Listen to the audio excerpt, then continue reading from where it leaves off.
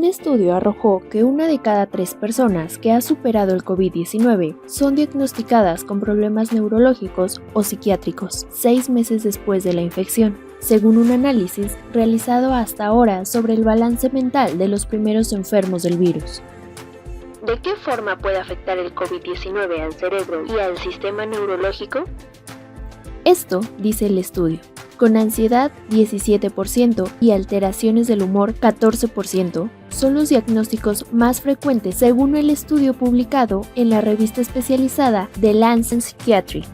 La incidencia de problemas neurológicos como las hemorragias cerebrales 0.6%, accidentes vasculares cerebrales 2.1% y demencia 0.7%.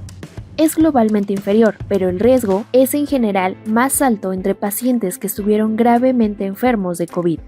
Al revisar los expedientes de salud electrónicos de 236,000 pacientes afectados por el COVID, los autores concluyen que el 34% tuvo un diagnóstico de enfermedad neurológica o psiquiátrica en los 6 meses siguientes a la infección.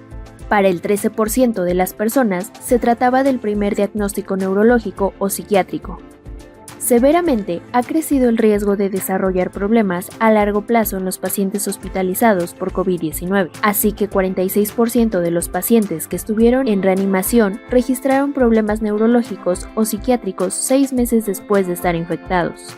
Cerca del 7% de los pacientes que estuvieron en reanimación tuvieron un accidente cardiovascular posterior, 2.7% una hemorragia cerebral y cerca de 2% desarrollaron demencia, contra respectivamente 1.3%, 0.3% y 0.4% de los no hospitalizados.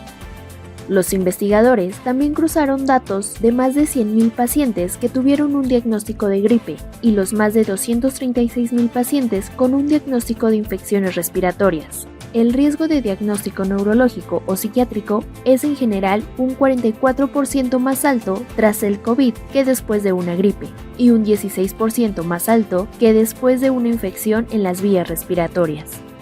Probablemente las personas estudiadas fueron más gravemente afectadas que la población en general, dicen los autores, que hablan de aquellas personas numerosas que no van a consultar por síntomas ligeros o inexistentes.